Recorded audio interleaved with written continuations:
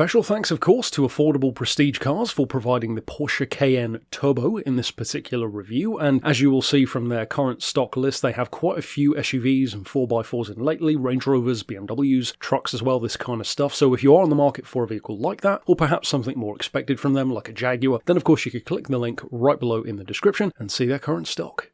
The Porsche Cayenne, turbo or otherwise to be honest, is one of those cars which you would think I would have talked about by now. In fact, even more so because believe it or not, back in 2020, I almost got one. At the time I had a Touareg, as many of you know, and I considered going to the Porsche because it has that little bit more of a flashy badge to it, but I was curious to see how it would compare. Because much like this one, the second generation 92A Cayenne, and we'll get more into the details of this of course in a second, it is on that shared platform. At the time it was the Touareg and the Cayenne, and then later on the Audi Q7 of course, is based on that similar platform as well. In the case of that first generation car though, I drove it and looked at it with that intention of purchasing it, so I didn't actually have a chance to do a review. The reason why I didn't go for a first generation Cayenne is it did not feel as good as a Touareg. It felt thinner, it felt more plasticky, it felt taller, more like a van in terms of its physics, its dynamics, and it just didn't feel as solid as the Touareg does. This one, well I'm glad to say, is worlds apart from the first generation Cayennes, and of course within that first generation there was also a facelift as well, so it's easy to get kind of mixed up. This particular one though, and this is the easy point of reference for the second gen, it ran from 2011 to 2018, and around that midpoint, around 2014, 2015, they updated a few things. The turbo got more powerful, Turbo S got more powerful, etc, etc. There were hybrid versions, diesel versions, manual versions even with a 6-speed, or as this one has, an 8-speed gearbox. And of course this particular one here is a turbo. That means just under 500 horsepower from, incidentally, a shared engine with the Porsche Panamera turbo, and any who have followed Beards and Cars know that I absolutely, legitimately adore the Porsche Panamera. I think it might well be the perfect all-round performance car, even in GTS form, let alone a turbo, but the Cayenne, of course, has a price advantage over many Panameras because something about putting that kind of engine into a 4x4 doesn't seem to quite keep the value that putting it into an executive saloon or a super saloon does, which is a curious place on the market, because for these kind of prices, up around 20 grand or a little bit over, you'll be looking at way higher mileage on a Panamera turbo than you would for a Cayenne. In the case of this particular one, for example, at around that price point, it's only just kissed around 100,000 miles. Now to go back to its engine, as I said, it did get a bit of a refresher down the line. It got about 20 or so horsepower more, so up from 493 to about 513, and if you're curious how that compares to the Turbo S, that one started with about 540 and then jumped up to around 560, so serious bits of kit, both of course twin turbo 4.8 litre V8s. It has been said, and I can understand the sentiment, that there's a little bit of turbo lag on these ones compared to newer, more updated tech. I think part of the reason why is because this is kind of right on the cusp when stuff like hybrids and electric boost started to be more of a factor on cars like this, so anything pre that era can sometimes seem like it has a bit of lag. For me, I don't mind that, because if you use the acceleration in the right way, and this is not to say it feels like some old, Group B rally car, the amount of lag is very minimal to be honest, but when you accelerate, maybe just floor it a hint earlier than when you actually want the acceleration to hit in. And when it does hit in, which as I said, you really don't have to wait very long at all, you're talking like half a second to a second, then it is relentlessly fast. And there are two things which I loved about driving this particular version, not only more so than the first generation, worlds apart as I said, but even compared to my beloved Touareg. I've reviewed a couple of Touaregs, the first gen which I had, and of course the much newer black edition, which is again a superb generation of SUV or 4x4, and this one has two very similar advantages to that car. One thing is it feels so poised in terms of its stance on the road. And what I mean by that is this. As I've said before about the VW, the proportions of the car being so much more modest than, for example, the Q7 with the 7-seat layout, and certainly 4x4s which have come later on, which have gotten bigger and taller and wider, these feel almost compact in comparison to those. And of course recently I talked about another example of that, the BMW X5 in the high-performance diesel form, which also feels a lot more compact by today's standards about a decade later, and it makes it so good through corners. Instead of feeling like a big off-roader, it feels more like a car in terms of its dynamics and handling and road holding. It's just a bit taller. With the Porsche here, even more so, because for those who haven't noticed, I have a massive amount of respect and love for Porsche's vehicles. In fact, virtually all of the Porsches which I've driven have impressed me. They're superb. From the 911, obviously, to stuff like the Panamera, which was the single biggest shock I ever had in a car probably, and here with the Cayenne. Not only is it a huge improvement over the first gen, which I personally believe was probably the smartest thing Porsche has done in maybe 50 years, because it made the brand to some degree what it is now, this all-conquering force with tons of different vehicles in tons of different categories, and I'm very happy to see that. But this one, it feels like it took everything that was already good about the first gen and then worked upon that, which, being Porsche, makes total sense. One of the really curious changes though, if you compare this to that first generation, is despite being a bigger car, it's a bit longer, a bit taller, a bit wider, it's actually a lot lighter. These weigh between about 2.1 and 2.2 tons, so about 2100, 2200 kilos,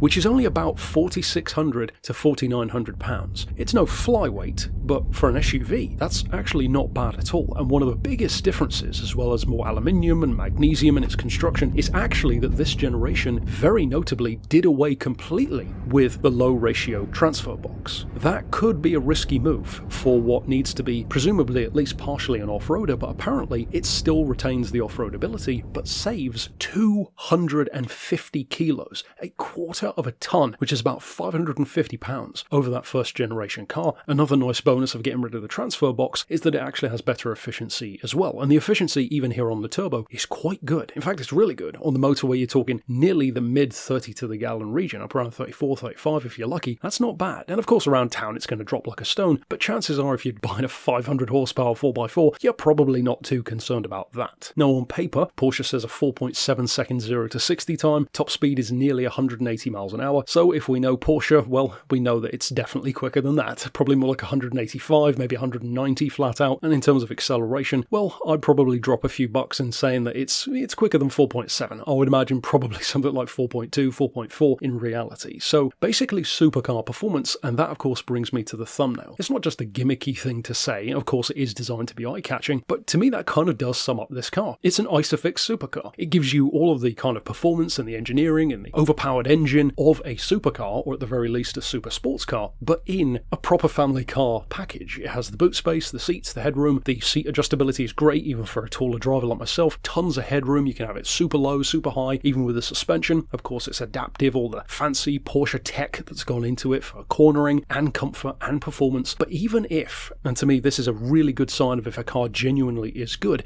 if you leave everything standard, don't play with any of the settings, just have it in comfort mode, if you will, across the board, and then just floor it and take a few corners at speed, see how it feels before you have to pull over, put it into sport, press the suspension, press the exhaust, put the wing up, do this, do that. Just see how the car feels in normal mode, and to me that is the real showcase of what the car is going to be like to live with. And even in those circumstances, this is a deeply impressive car. Now we talked about the first thing which I love, which is the poised stance, which directly comes from that suspension. It feels like it has total command of the road at all times. Nothing phases this car. The camber of the road, being a hill, potholes, nothing, absolutely nothing feels like it ever phases it, and it feels even lighter than it is. The second thing though is kind of hand in hand with that, and that is the ultra stable cornering. Again, I mentioned in the BMW X5 review that the handling is fantastic on that car. This is also superb, but in a very different kind of way, and it's refreshing to know that these aren't just copycats of each other within this kind of sphere. They genuinely do feel very different. It's one of those vehicles which I would call an everything car, and even if you're one of those people who, to be honest, like myself, doesn't necessarily find the Cayenne to be the best looking thing around, even I will say this second gen is a huge improvement over the first generation. The first gen can look good with the right spec, but for the most part I don't find them that attractive of a car. This second gen, massive improvement. The third thing I already mentioned earlier on, and that is the relentless performance.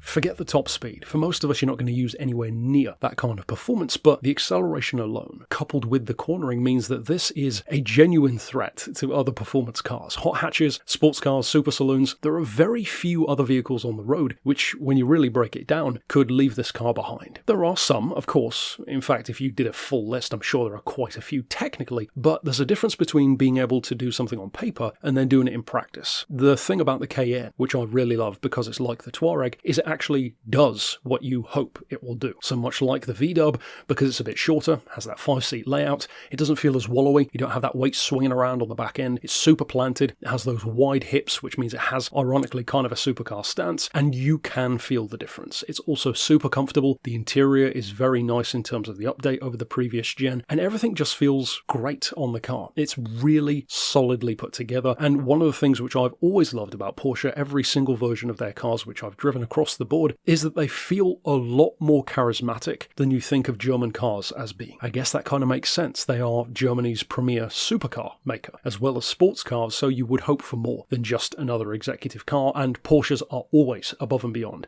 in that regard. For me, I think it goes without saying, but if it wasn't already obvious, I was very, very impressed with this vehicle. Not only did I already have expectations from that first generation car, which it had to hopefully surpass, but also I have high expectations of Porsche in general, and I've said before in past episodes that usually I tend to be the most impressed when I don't have much in the way of expectations. I like to be pleasantly surprised. If you expect a lot from a car, it's a lot easier to be disappointed. So the fact that it not only met those expectations, but was actively better, a huge improvement over the first gen, and also an improvement over even what I expected, even comparing it to stuff like a Panamera or a 911, which should be far better than this thing ever could be, and yet it still deserves to be talked about in that same kind of sphere. And if you think about it, for 20 grand or so, at least here in the UK, find another vehicle which can do everything that this can do. There are some, but it's fairly rarefied air to have it all in one very, very well put together package. That's it overall though for my thoughts on the 92A generation, aka the Mark II Cayenne if you will, in particular the turbo of course, and I'd love to hear your thoughts down below if you used to be an owner, maybe if you've got one, and certainly if you're thinking of getting one,